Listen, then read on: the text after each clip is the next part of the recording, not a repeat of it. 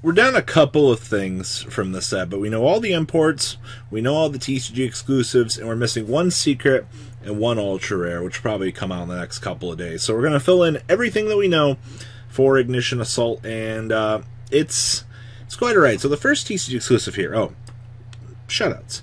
Shoutouts to Team Sam, Nim Nim, and Team APS for actually opening up all this product and everybody putting the pieces together. So, Annihilator Archfiend is one of our first exclusives, coming in at level 9, by the way. You can target one card you control and one card your opponent controls and destroy them, and if you do, if you destroy a face-up Fiend monster by this effect, this card gains attack equal to half the Fiend monster's original attack until the end of this turn. You can only use one Annihilator Archfiend effect per turn. This is a pretty subpar TCG exclusive, I'm not going to lie to you guys. Alright, Guard Ghost. If the card is special summoned from your graveyard and target one monster you control, cannot be destroyed by battle or card effects this turn. During the end phase, this card is currently banished and was banished this turn. You can add this card to your hand. Alright, well, recurable level 4. This is pretty alright. Like, for sealed play, like Battle Pack Draft, I think that this card has a little bit of cool synergy in that regard. Alright, cool. So, that's alright.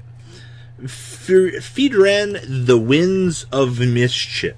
Okay, so if this card is no more splash summon, you can target one face-up monster you control.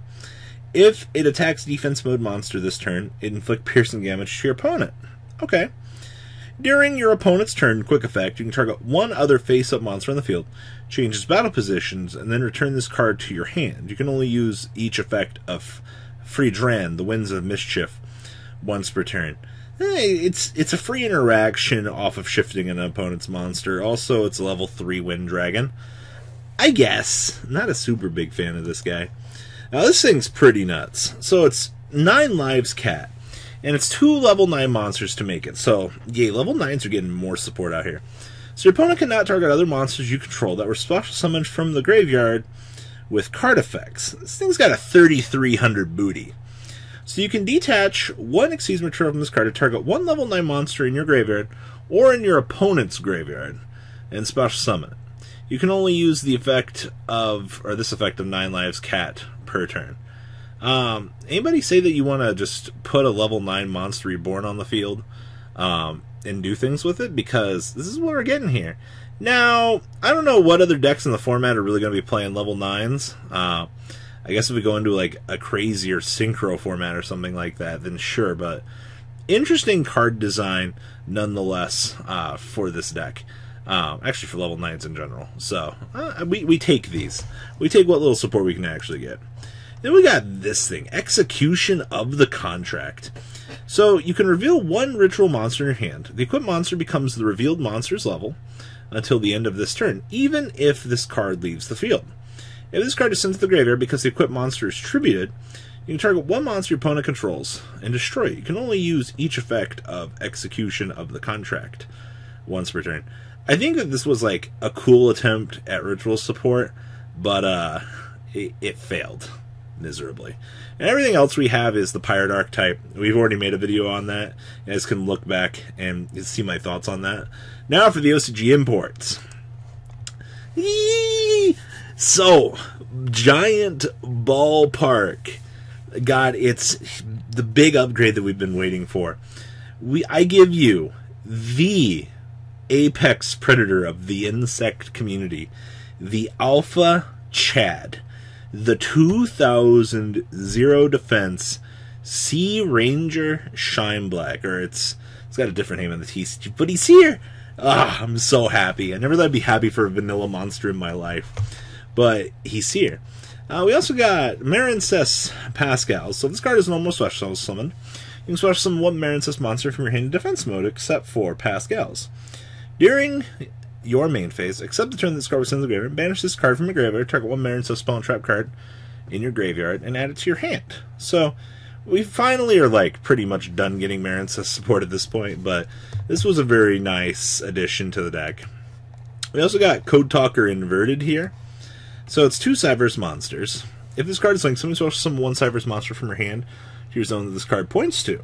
You can only use each effect of Inverted Code Talker per turn. So Yeah, I will take those. This is finally more Code Talker support. And then we got Lingeribo. 1 level 4 lower Cyber's monster. Opponent activates a spell trap card, quick effect. Activates a trap card. You contribute this card to negate that effect. And if you do, banish that card. Discards in your graveyard, quick effect, contribute 1 Annihilator monster. That was special summoned from the extra deck, and special summon this card. Little angry Karibo. Love this guy. And then we got Link Party. Alright. So apply this effect depending on the number of original attributes Link monsters that you have are. 1, all Link monsters gain 500. 2, all Link monsters your opponent controls lose 500. You can gain, for 3, you can gain 1500 life. 4, inflict 2000 damage to your opponent. 5, special summon 1 monster with 2500 or more attack from your deck. Or 6, destroy all monster your opponent controls with 3000 or less attack. This is pretty good, actually. You got the whole party here for this. Then we got matching up. Oh, God, it's here. Alright, so reveal the top card of both players' decks. And if you do, and if they are the same type monster spell trap card, each player adds a revealed card to their hand. Otherwise, each player banishes the revealed card. What a joke. Ah, yes, we also got the Time Thief here. She's a super rare, by the way, which is very nice. So, during the standby phase, you can detach 1 material from this card and then target 1 Time Thief monster in your graveyard, except for Perpetua. Splash summon it. Quick effect, can target 1 Xyz monster control except this card. Attach 1 Time Thief card from your deck to it as material.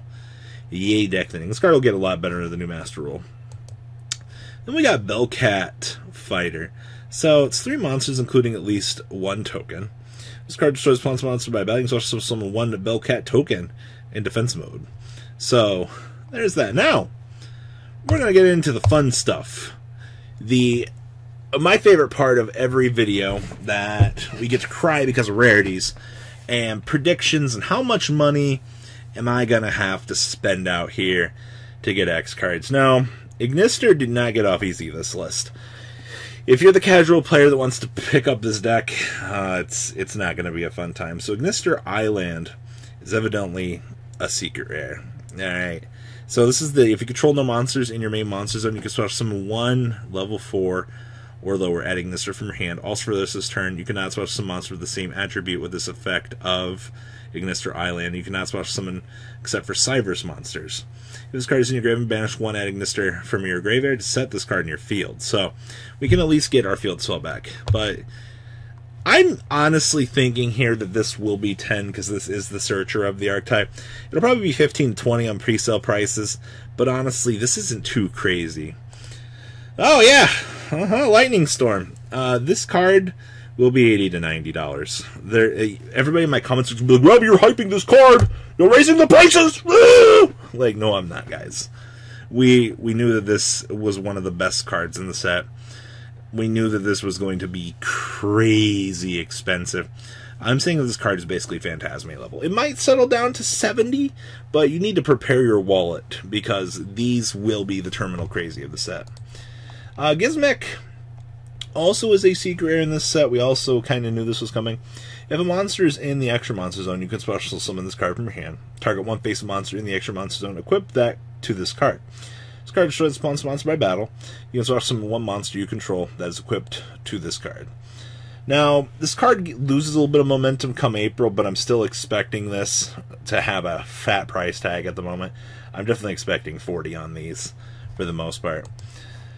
Our She and Ignister, the Fire Ignister. So if this card is normal special summon, add 1 level 4 lower Ignister from your deck to your hand. At the start of the damage step, when a Cyber's monster control battles, you can banish this card from graveyard to destroy your monster. Here's the thing with this. This is another secret rare. Man, they hit both Searchers are secrets. I'm saying 10 to 15 on this guy. It'll go down more, but it really just depends. Now, this is the I'm interested category because I'm not sure what the hype is going to be on the Plunder Patrol cards. I know there's hype here. Everything I've heard from people is the archetype is really random. We don't know what we're expecting out of this. And I agree with that, quite honestly. I'm expecting that this archetype will probably settle in the $15 to $20 range, unless something breaks it. Remember, we have the Dark and the Fire so far. We have other attributes coming. It's very clear that they want to make one for every attribute. So give it time, and we will see where things settle with this. Because this is new territory. So I'm going to go bold here. I'm going to say 15 to 20 each. I could be very wrong, but that's kind of what I feel like as a new archetype. It's going to settle out. And then catch copy, if your opponent adds a card from their deck to the hand by their own effect, except drawing it, banish one card from your deck, then add to your hand, but reveal one card from your deck, then add it to your hand. So basically, you get to just... Basically, you're adding stuff from your deck to your hand with this off of your opponent playing the game. I think this will be 10 to 15 as well. I don't see any real interaction for this to be more. Now, Ultras. So, now we're done with secrets. The Dark guy, I'm going to just be bold here and say like $3 to $4 after settling. Senka, Sun Mao. Senka archetype doesn't look that expensive, but let's be honest here. Couple bucks. Doryu Ignister, couple bucks. Rose will probably be 10 to 15. She's literally probably the best one next to the Pirates. Senka Legend, couple bucks. This will probably be like 4 to 6, depending. I'm expecting 10 to 12 on the Plunder Patrol stuff until somebody breaks the deck. So 10 to 12 on this. Whitebeard, 10 to 12 all the way around. Laying Monster, 10 to 12. And then Stupid Lingribo will be like $2 because this card's kind of worthless. So those are my early predictions and really what we got coming out here. So we don't know what the last secret area is, but Ignition Assault is looking to be an interesting set nonetheless. So yeah, we'll see where this is going. So what do you guys think about the set? Please leave a comment down below. Tell me what you guys think about everything so far. Well, guys, I'm out. The ride never truly ends. Thank you, patrons, for helping support the channel. Without you guys, I don't know if I'd still be doing this. And for those of you that like Cardfight Vanguard, FanColt40 is here for all your content needs. And those of you asking if I sell cards, mcoolgames.com for all your trading card game needs. Check the description for more interesting info. Thanks for watching, guys.